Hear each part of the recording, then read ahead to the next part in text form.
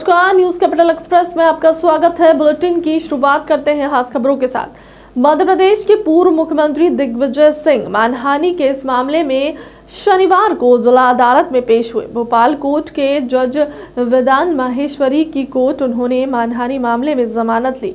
Court के बाहर आने के बाद पूर्व मुख्यमंत्री दिग्विजय सिंह ने मीडिया से बात करते हुए कहा कि आज मैंने इस केस के में जमानत करा ली है। दिग्विजय ने एक सवाल के जवाब में कहा कि 4 राज्यों में मेरे ऊपर मानहानि के मामले हैं, सबका जवाब दे रहा हूं। इस मामले में सीबीआई इन्वेस्टिगेशन की मांग की थी, लेकिन वह नहीं हुई। कई ऐसे लोग आरोपी हैं, एक्यूज हैं, लेकिन शिवराज सरकार ने उन्हें हटाया नहीं है। वह सरकारी मकानों में रह रहे हैं। यह पूरी साजिश शिवराज सरकार, शिवराज चौहान और उनके दलालों की है, जिन्होंने प्रदेश को लूटा है।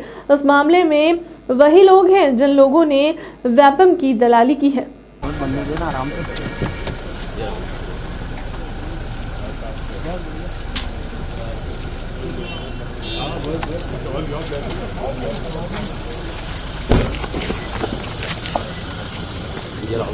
जान दो पीछे अंदर से ले लो।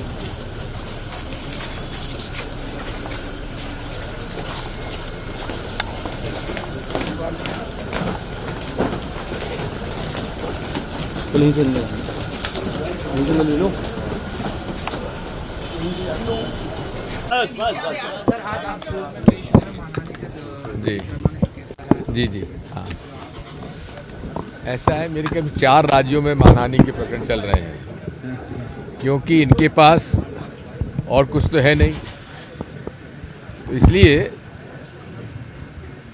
मैंने अपनी जमानत करा ली। ये सारी वो चिट्ठियां हैं जो मैंने 2014-2015 में और फिर बाद में अब लिखी, जिसके ऊपर अब केस रजिस्टर हुआ है। और इस प्रकरण में तो जो हमारी मांग थी सीबीआई के इन्वेस्टिगेशन की, वो स्वयं स्वीकार हुई है। लेकिन कई लोग ऐसे हैं जो कि आरोपी हैं, अक्यूज्ड हैं। आज तक उनको शिवराज सिंह सरकार ने हटाया नहीं है, सरकारी मकानों में रह रहे हैं। ये सब मिली भगत शिवराज सिंह चौहान और उनके दलालों की है, जिन्होंने इस प्रदेश को लूटा है। राजपूत एडवोकेट जी, क्या अंदर क्या हुआ और क्या निर्णय दिया? कुछ नहीं, कल किसी कारणवश कल उपस्थित नहीं हो पाए थे, आज हुए टाइम पे उपस्थित। माननीय न्यायालय ने जमानत प्रस्तुत की है, स्वीकार की है। अगली हियरिंग लगाई है 20 मार्च जी। क्या मामला क्या थी? मामला मानहानि का था। किसने दायर किया था? क्या ये बीडी शर्मा जी, बीजेपी प्रदेश अध्यक्ष जो हैं मध्य प्रदेश के, उन्होंने मानहानि का जमानत के लिए क्या कुछ दलील दिया? कुछ नहीं, जमानती वारंट था तो कोर्ट ने ऑर्डर किया। सुना गया कौन जज? ये स्पेशल जज थे विधान माहेश्वरी साहब। अब आगे क्या? आगे अब नेक्स्ट डेट लगी है, प्रोसीडिंग होगी उस पर एविडेंस के लिए। कितनी तारीख? 20 मार्च। पूर्व मुख्यमंत्री दिग्विजय सिंह की अदालत में पेशी पर बोले बीजेपी प्रदेश अध्यक्ष विष्णुदत्त शर्मा। मैंने उन पर मानहानि का केस किया था।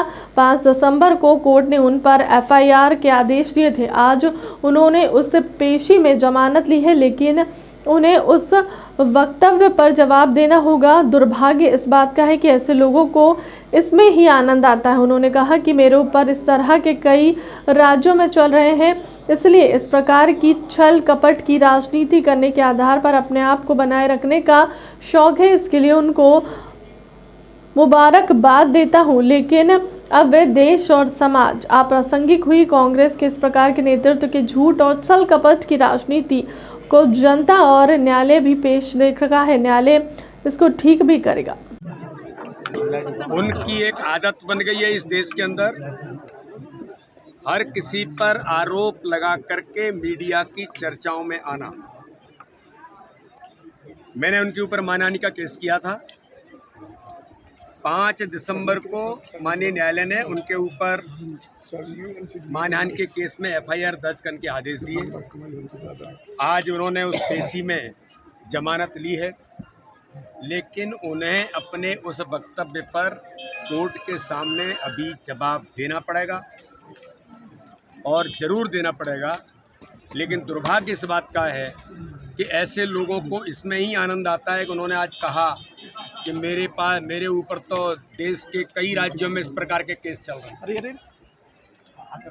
इसलिए इस प्रकार की झूठ और छल कपट की राजनीति करने के आधार पर अपने आप को बनाए रखने का उनका शौक है, तो मैं उनको इस बात के लिए मुबारकबाद देता हूं। लेकिन अब ये देश और समाज अप्रासंगिक हुई कांग्रेस के इस प्रकार के नेतृत्व को, इनकी झूठ और छल कपट की राजनीति को जनता भी देख रही है, अब तो न्यायालय भी देख रहा है और न्यायालय सब कुछ ठीक भी करेगा। इसलिए ऐसे लोग हमेशा से अपने आप को मीडिया में चर्चा में लाने के लिए इस प्रकार के काम करने का प्रयास करते रहते हैं। गढ़ा रामलीला मैदान में संत रविदास की जयंती के उपलक्ष्य पर एक भव्य कार्यक्रम का आयोजन किया गया।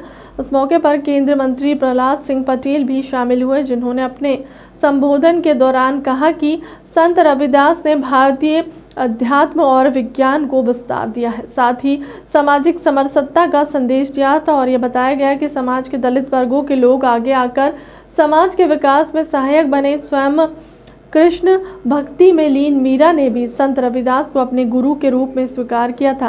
कार्यक्रम की खास बात यह है कि इससे समाज के सभी वर्गों के लोग शामिल हुए, जिन्होंने एकजुटता दिखाते हुए सनातन धर्म के सभी वर्गों को एकजुट करने का संदेश देते हुए देश को विश्व गुरु बनाने का संकल्प लिया। कार्यक्रम है उसको हम लोगों ने स्थगित रखा है। सभी हमारे युवा साथी आ जाएं और भाई साहब के लिए जो पत्र तैयार किया, मैं सबके व्यक्तित्व, उनके कृतित्व पर आधारित एक छोटी सी इबारत जो हम लोगों ने की है, भाई साहब को हम लोग ससम्मित प्रहलाद पटेल जी भाई साहब के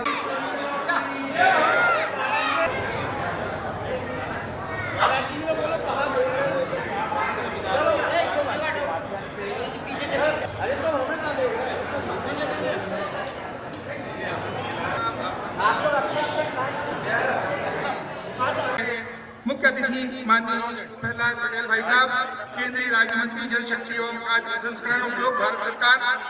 आज के गढ़ा क्षेत्र के प्रतिष्ठित नागरिक श्री के आह्वान करता हूँ कि वो मंच पर आए। अब मैं हमारे मंचासीन अतिथियों से निवेदन करूंगा कि वो माल्यार्पण अशोक कनोडिया जी। धन्यवाद मदन दुबे जी।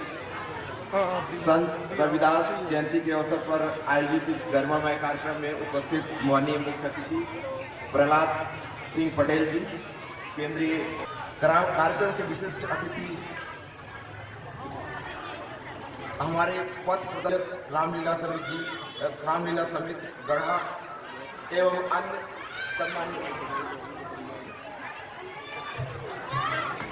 छोटी बातें हैं जिनको मैं हमारे इस छोटे से संगठन या छोटे से प्रयास को सुने। और मैं संत रविदास जयंती पूरी यात्रा के बारे में बहुत संक्षिप्त ही विवरण दूंगा। पूरे जबलपुर क्षेत्र में लगभग हम 15,000 पौधे, 10 से ज्यादा ट्रक में अधिक कचरा को हम लोगों ने बाहर फेंका और उसको पल्लवित किया, उसको संरक्षित किया। हमारी छोटी ऐसी उसके लिए वॉक एंड क्लीन और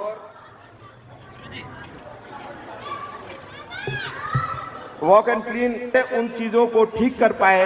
आपका आशीर्वाद वचन आप विभिन्न सामाजिक आर्थिक परिवेशों में आकर स्व प्रेरणा से बिना किसी भेदभाव के एक परिवार के रूप में ऊंच नीच जैसी जाति आधारित अवधारणा से ऊपर उठकर हमने एक संयुक्त परिवार की कल्पना की है।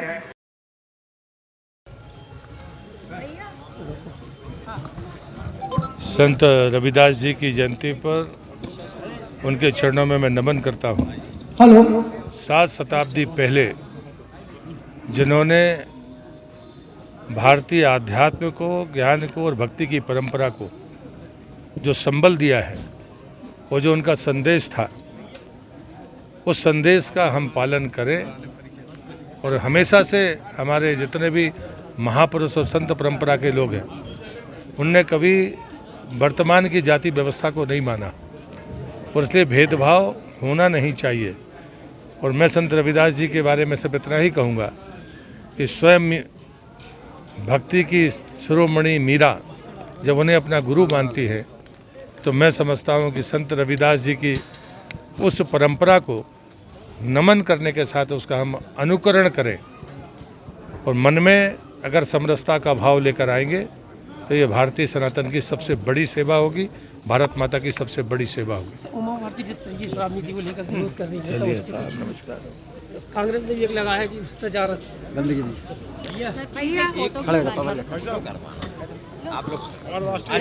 जल्दी बात करो प्लीज भैया, हम आधा घंटा लेट हो गए हैं। भोपाल सर्व ब्राह्मण युवा समिति मध्य प्रदेश के प्रदेश अध्यक्ष पंडित राम नारायण अवस्थी में प्रदेश दौरे का बिगुल फूंकते हुए संभाग की बैठकों का दौर प्रारंभ कर दिया गया। आज गुफा मंदिर में प्रेस वार्ता कर प्रदेश अध्यक्ष अवस्थी ने बताया कि मध्य प्रदेश के सभी संभागों में निरंतर 5 फरवरी से 6 फरवरी तक प्रदेश के सभी संभागों में बैठक आयोजित की जा रही है। ब्राह्मण कल्याण आयोग के गठन और कई विभाग मांगों को लेकर प्रदेश व्यापी अभियान सर्व ब्राह्मण युवा समिति मध्य प्रदेश के प्रदेश अध्यक्ष अवस्थी के द्वारा आज से प्रारंभ कर दिया गया। सर्व ब्राह्मण युवा समिति मध्य प्रदेश के मीडिया प्रभारी प्रसन्न कुमार दुर्बार ने प्रदेश के संपन्न युवा ब्राह्मण भाइयों से एकजुट होकर होने की अपील की है। आज इस गुफा मंदिर प्रांगण में भगवान परशुराम जी के समक्ष हम सभी लोग सर्व ब्राह्मण युवा समिति के पदाधिकारी एकत्रित हैं और पिछले 7-8 जनवरी को चिंतन शिविर में जिस अभियान पर काम करने के लिए सुनिश्चित हुआ था, उसको आज गति देने के लिए कल से सागर, जबलपुर, शहडोल और रीवा संभाग की बैठकें हैं। इन बैठकों में निकलने के लिए प्रस्थान करने से पूर्व भगवान से आशीर्वाद, परशुराम जी से आशीर्वाद लेते हुए सभी पदाधिकारी आज हमें यहाँ एकत्रित हैं और एक समाज के लिए वृहद सोच के साथ में मध्य प्रदेश में चल रहे सभी ब्राह्मण संगठन एक साथ आकर के समाज उत्थान के लिए काम करें, इस विशेष कामना से हम लोग मध्य प्रदेश भर में निकल रहे हैं। ये हमारी शासन से 2 मांगे हैं। एक तो ब्राह्मण कल्याण बोर्ड का गठन किया जाए और वर्तमान में मोदी जी की भी मुहिम चल रही है, शिवराज जी की भी मुहिम चल रही है आत्मनिर्भर बनाने के लिए। तो हम भी अपने बच्चों को आत्मनिर्भरता की ओर बढ़ाना चाहते हैं, उनके लिए काम करना चाहते हैं, शिक्षा का क्षेत्र हो चाहे रोजगार का क्षेत्र हो, और उसके लिए हम हर जिले में 10-10 एकड़ जमीन की उनसे मांग करते हैं, जिससे कि हम अपने शिक्षा संस्थान बच्चों के भविष्य के लिए वहाँ पर तैयार कर सकें। ये विप्र जन जागरण यात्रा जो पूरे मध्य प्रदेश में 52 दिन की यात्रा निकलेगी, क्योंकि मध्य प्रदेश में 52 जिले को देखते हुए 52 दिन की यह यात्रा रहेगी। यह यात्रा जो है सनातन धर्म उत्थान के लिए है, राष्ट्र उत्थान के लिए है, समाज उत्थान के लिए है, सनातन धर्म उत्थान के लिए है। इन सभी विषयों को इस यात्रा में जोड़ा गया है। इसमें सामाजिक उत्थान के साथ साथ में हमको हमारे सनातन धर्म का, राष्ट्र का भी प्रचार प्रसार करना है और कुछ राष्ट्रीय मुद्दे भी होंगे, वो बात की बात है। वर्तमान में हमारे केवल 2 ही मुद्दे हैं और ये एक बहुत अच्छा संदेश हम समाज के माध्यम से देना चाहते हैं। इस यात्रा के ऐसे बहुत सारे उद्देश्य हैं जो 52 दिन चलेगी। श्री परशुराम भगवान जी की कृपा से पंडित सुद्दीन मुदगिल संस्था के मुख्य संरक्षक के मार्गदर्शन में प्रदेश अध्यक्ष रामनारायण अवस्थी जी के द्वारा समस्त संभागों में मीटिंग का दौर की शुरुआत करके मध्य प्रदेश के समस्त संगठनों को एक पटल पर लाकर सरकार से ब्राह्मण कल्याण आयोग गठन की मांग और भी कई विभिन्न मांगों को लेकर और प्रदेश के समस्त जिलों में ब्राह्मण युवाओं के शिक्षा के लिए व्यवस्थाओं को लेकर कई मांग पत्र सरकार को बाद में अवस्थी जी के द्वारा सौंपा जाएगा। समस्त प्रदेश के ब्राह्मणों को एकजुट कर सरकार के समक्ष अपने समाज हित की मांग को प्राथमिकता दी गई है। भोपाल सड़क में अनहोनी को टालने के लिए महत्वपूर्ण पहलुओं में से एक है सड़क पर लोगों को यातायात सुरक्षा की जानकारी होना। इंडग्रीड लिमिटेड ने शनिवार को 34वां राष्ट्रीय सड़क सुरक्षा माह के तहत सड़क सुरक्षा अभियान चलाया है, जिसमें दृश्य संख्या वाले नंबर प्लेट को बढ़ावा देना, पैदल यात्रियों की सुरक्षा, 2 पहिया वाहनों की फिटनेस जांच, ISI हॉलमार्क हेलमेट और 4 पहिया वाहन चलाते समय सीट बेल्ट के उपयोग के बारे में लोगों को जागरूकता फैलाई गई है। यह अभियान इंडिग्रिड कंपनी के द्वारा भारत के 20 राज्यों में 18 जनवरी 2023 से 16 फरवरी 2023 तक चलाया जा रहा है। इस अभियान का मुख्य उद्देश्य नागरिकों को सड़क सुरक्षा के बारे में जानकारी सूचना देना है, जिससे जनता जागरूक हो और यातायात के नियमों का पालन करे और दुर्घटना में शिकार होने से बचे।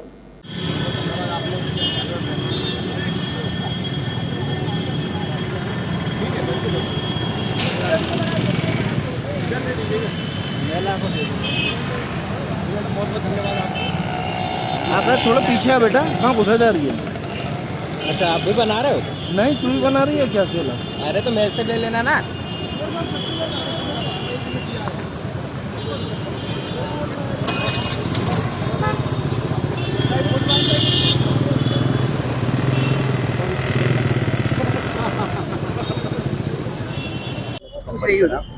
जैसा कि आप सभी लोग जानते हैं कि शासन के निर्देशानुसार जनवरी फरवरी माह में रोड सेफ्टी मंथ का आयोजन किया जा रहा है।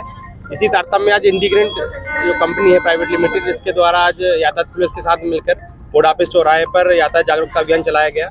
जो यातायात नियमों का पालन कर रहे थे उनको फूल देकर उनका उत्साहवर्धन किया गया और जो यातायात नियमों का पालन नहीं कर रहे उनको जागरूकता पंपलेट देकर उनका जागरूकता अभियान आगे बढ़ाया गया।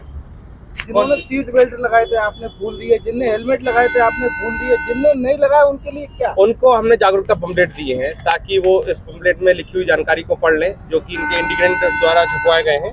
तो इसमें सारे नियम लिखे हुए हैं यातायात संबंधित, जिनको पढ़ेंगे वो अपने परिवार वालों को देंगे और जागरूक होंगे। क्या अपील करेंगे आप? हम यही अपील करना चाहेंगे कि जो भी व्यक्ति है जहाँ भी है यातायात अनुशासन का पालन करे। रोड पे है तो अपने वाहन चला रहा है तो वाहन के साथ जो अनुशासन है, 4 पहिया वाहन के साथ सीट बेल्ट पहने, 2 पहिया वाहन के साथ हेलमेट पहने और पैदल पदयात्री भी अपने यातायात नियमों का पालन करें। भोपाल टूली ट्रांसपोर्टेशन कंपनी इंडिग्रेड कंपनी हमारी लिमिटेड। आज यहाँ पे जागरूकता अभियान करा रहे हैं। फूल देकर यात्रियों को आप फूल देकर स्वागत कर रहे हैं, क्या पर्पस है और क्या संदेश रहेगा? हमारा उद्देश्य बस ये है कि जनता जो भी रोड पे ट्रेवल करती है वो जो है सुरक्षित रहे और उनके अंदर जो है रोड सुरक्षा नियमों को लेकर उनको जागरूक करना और उनको बढ़ावा देना, जो भी ट्रैफिक रूल है उन ट्रैफिक रूलों को बढ़ावा देना, ये हमारी कंपनी का मेन उद्देश्य है। और जीरो हार्म, ताकि रोड पे कोई एक्सीडेंट ना हो। हमारी कंपनी का नियम पॉलिसी है जीरो हार्म हो, एक्सीडेंट जीरो हो रोड पे भी और कल्चर। कितने वर्षों से आप करते आ रहे हैं? हम हमारा 34वां राष्ट्रीय सम्मेलन है और हम 5 साल से कंटिन्यू कर रहे हैं। क्या अपील करेंगे आप? सभी लोगों से हम अपील करेंगे कि जब भी रोड पे हम ट्रैवल करते हैं तो जो दूसरे लोग ट्रैवल करते हैं उनका सम्मान करें और अपने ट्रैफिक नियमों का पालन करें और दूसरे लोगों का सम्मान दें। और तो पूरे भोपाल में अभियान चलाएंगे? हम पूरे ऑल इंडिया में चला रहे हैं, 20 स्टेटों में हम चला रहे हैं अभियान। और पूरा हमारा जो है 18 जनवरी से 16 फरवरी 2023 तक का पूरा 1 महीने का प्लान है हमारा और हम पूरे ऑल इंडिया 20 स्टेट में चला रहे हैं। मंत्री भार्गव के क्षेत्र में एक और कांग्रेसी हाथ से हाथ जोड़ो यात्रा पर निकाली है और कमलनाथ की 15 महीने की सफलता गिन रही है, उसका प्रचार प्रसार करने में लगी हुई है। लेकिन मंत्री भार्गव के द्वारा अपनी विधानसभा क्षेत्र में लगातार विकास कार्यों की सौगात पर सौगात देकर क्षेत्र में हमेशा चर्चा का विषय बना रहता है। तो और मंत्री भार्गव अपनी कार्यशैली से हमेशा जनता से सीधे जुड़े हुए हैं और लोगों से चर्चा का विषय भी बनते रहते हैं। कभी कभी मंत्री भार्गव के पुत्र अभिषेक भार्गव भी अपने कार्यशैली और जनता से सीधे जुड़ाव के चलते युवाओं और बच्चों, महिलाओं, आम जनमानस से सीधे जुड़े होने के कारण विपक्ष के निशाने पर बने रहते हैं। अभिषेक भार्गव का लोगों के बीच रहकर अपनी उपस्थिति दर्ज कराना, जनमानस से लगातार जनसंपर्क, सुख दुख में साथ खड़े होना और अपने भाषणों से जनता को प्रसन्न कर देना अब उनके परिवार से एक नई दस्तक दी हुई है। हम दसते हैं पानी की कमी नहीं आनी चाहिए। जब लो हम व्यवस्था करें बात हो जाए, बनो जब लो तुम्हारी जवाब। बहुत बढ़िया दीपू भैया। विशेष सहानुभूति ऐसे रखो कैसे नौरों को गाँव नई जगह आ रहे हैं तो बनो विशेष मदद करने लगी। ठीक है हम चले इस तरह से। इस बात के लिए विशेष रूप से ध्यान देंगे। देखिए, बदनाम करना हमारे विरोधियों का काम है। वो सोते जागते आपको बदनाम करेंगे। जैसे हमें करते हैं। अब कह रहे कि गोपाल भार्गव के संगे दीपू भार्गव की फोटो खाए छप गई, का जरूरत है उनकी फोटो छप गई। हमने की बिल्कुल सही कह रहे हैं आप, मुझे भी कोई आवश्यकता नहीं है अपनी फोटो छपवाने की, ना मैं चाहता हूं कि मेरी कोई फोटो छपे। लेकिन इन लोगों को फोटो से दिक्कत नहीं है, इन लोगों को दिक्कत काय से, दीपू भार्गव से दिक्कत है, अभिषेक भार्गव से दिक्कत है।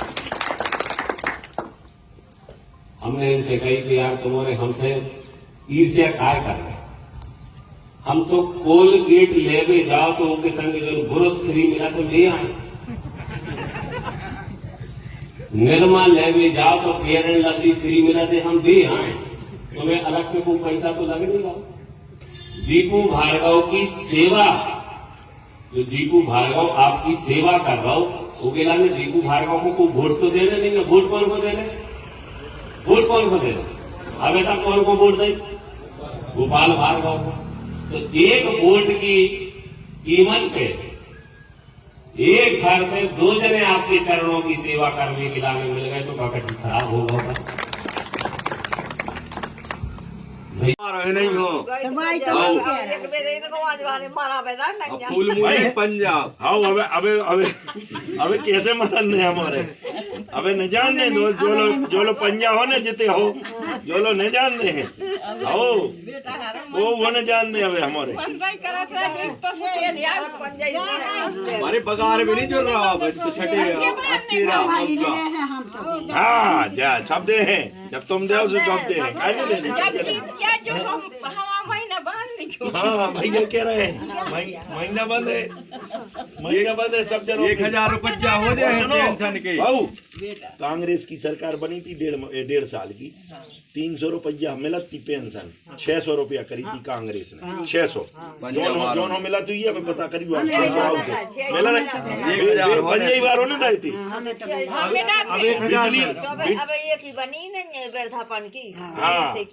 हाँ अब की बेर बने सो 1000 होने। हाँ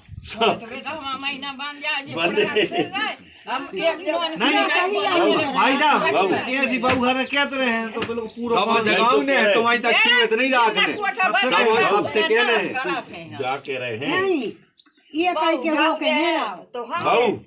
सबसे कहने पर है, घर में बंगो बेटियों से कहने पर है, अब से चर्चाएं करियो। हाँ जेठ से आने जैसी क्या तुमसे होते। आज अखिल भारतीय कांग्रेस कमेटी के हाथ से हाथ जोड़ो अभियान के तहत रहली विधानसभा क्षेत्र में परिवर्तन पदयात्रा का 25वां दिन है, जिसके तहत हम लोग 1 नंबर पोलिंग बूथ से लेकर निरंतर पूरे विधानसभा के प्रत्येक पोलिंग बूथ तक, प्रत्येक गांव तक जा रहे हैं, एक घर तक जा रहे हैं। कांग्रेस की नीतियों के लिए और कांग्रेस द्वारा जनहितैषी काम जो किए गए हैं, 15 महीने में माननीय कमलनाथ जी की सरकार ने जो जनहितैषी काम किए थे उनको हम लोग पहुंचाने का काम कर रहे हैं।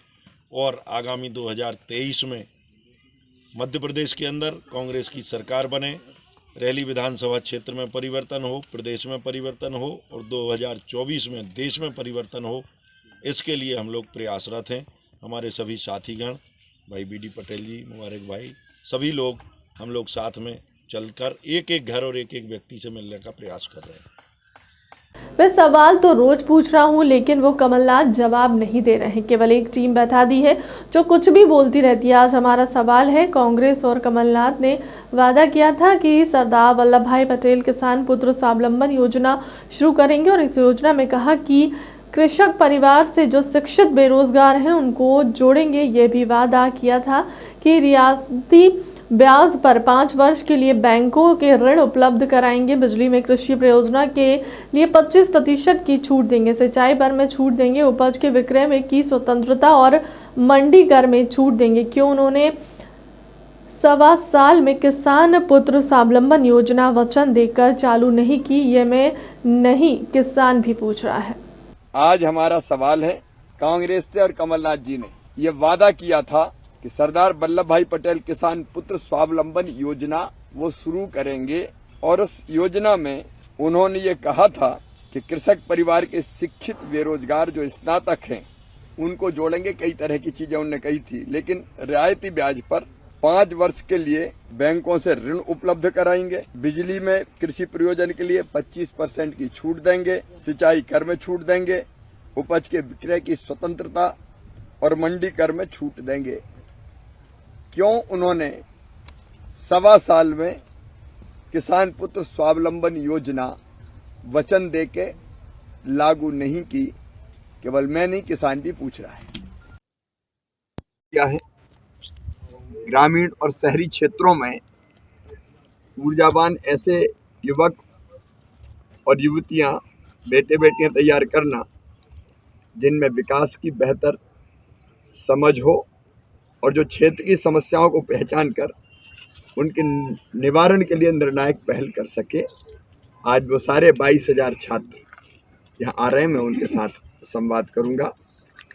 दूसरा कार्यक्रम है शाम को 4 बजे, मुख्यमंत्री यूथ इंटर्नशिप प्रोग्राम। इसके नियुक्ति पत्र में आज लगभग 4,500 नौजवानों को दूंगा।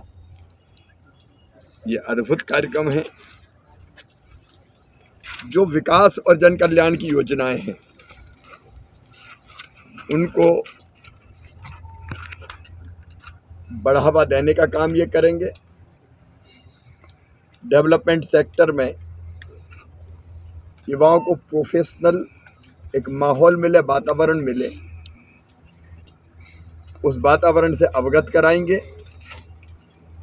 जमीनी स्तर पर योजनाओं से युवाओं को जोड़कर बेहतर क्रियान्वयन में कहाँ गैप्स है उसमें उनकी मदद लेंगे और समाज में सकारात्मक प्रभाव भी लेके आएंगे।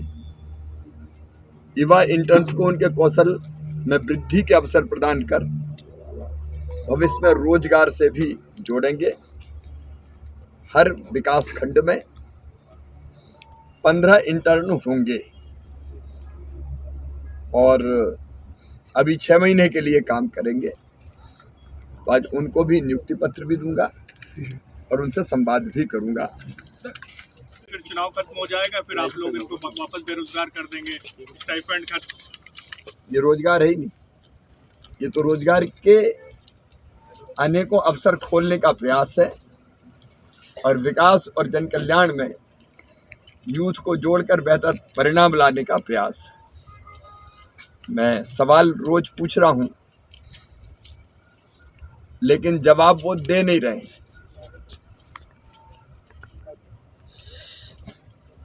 केवल एक टीम बैठा दी जो कुछ भी बोलती रहती। आज हमारा सवाल है, कांग्रेस से और कमलनाथ जी ने यह वादा किया था कि सरदार वल्लभ भाई पटेल किसान पुत्र स्वावलंबन योजना वो शुरू करेंगे और उस योजना में उन्होंने ये कहा था कि कृषक परिवार के शिक्षित बेरोजगार जो स्नातक हैं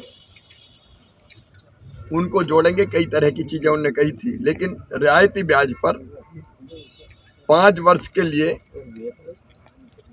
बैंकों से ऋण उपलब्ध कराएंगे। बिजली में कृषि प्रयोजन के लिए 25% की छूट देंगे, सिंचाई कर में छूट देंगे, उपज के विक्रय की स्वतंत्रता और मंडी कर में छूट देंगे। क्यों उन्होंने 1.25 साल में किसान पुत्र स्वावलंबन योजना वचन देके लागू नहीं की? केवल मैं नहीं, किसान भी पूछ रहा है। बेटियां अब किसी भी क्षेत्र में बेटों से कम नहीं है, बल्कि अगर यह कहा जाए कि बेटियां बेटों से कई कदम आगे हैं तो गलत नहीं है। जरूर यह है कि उन्होंने सही मार्गदर्शन और पारिवारिक सहयोग की तो उन्होंने कोई भी आगे बढ़ने से नहीं रोक सकता। आज हम सागर जिले की एक ऐसी ही बेटी के बारे में आपको बता रहे हैं जिसने कड़ी मेहनत कर एक बड़ा मुकाम हासिल किया है। इस बेटी का नाम पूर्वा पांडे है जो सागर जिले के देवरी नगर के झुनकू वार्ड की निवासी है।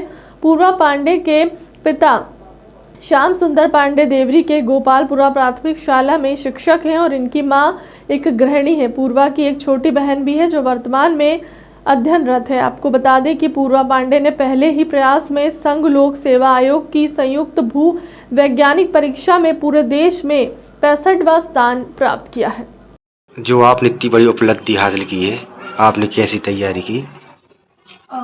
मैं स्टार्टिंग से ही जब मेरा एमटेक चल रहा था तो उस टाइम से ही मैं प्रिपरेशन स्टार्ट कर दी थी जीएसआई की। और मेरे बहुत अच्छा दोस्त था तो हम दोनों मिलकर ही प्रिपरेशन करते थे। तो उसका भी एमडी में सिलेक्शन हुआ है और मेरा जीएसआई हो गया, तो साथ में प्रिपरेशन किया। आपका यही लक्ष्य है क्या? अभी तक तो यही था, लेकिन आगे मैं सिविल सर्विसेज की तैयारी करना चाहती हूँ।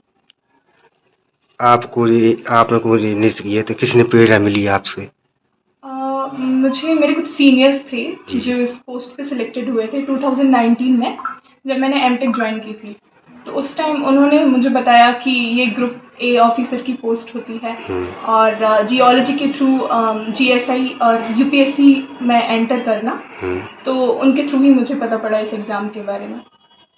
इस कामयाबी को आप किसके श्रेय देना चाहते हैं? फर्स्ट तो मेरे टीचर्स, मेरे हरि सिंह और यूनिवर्सिटी के जो टीचर्स हैं, प्रोफेसर्स, और मेरे टीचर्स थे जो शिशु मंदिर में थे मेरे स्कूल में। एक टीचर जिन्होंने मुझे सजेस्ट किया, मेरे पेरेंट्स और मेरी सिस्टर, मेरे कुछ फ्रेंड्स। अब आगे और भी लक्ष्य हैं आपके क्या? हाँ, मैं देना चाहती हूँ सिविल सर्विसेज। एटलीस्ट एक अटेम्प्ट तो मैं दूंगी आगे तक। अब तक की खबर में इतना ही। देश दुनिया की तमाम बड़ी खबरों के लिए बने रहे हमारे चैनल के साथ। नमस्कार।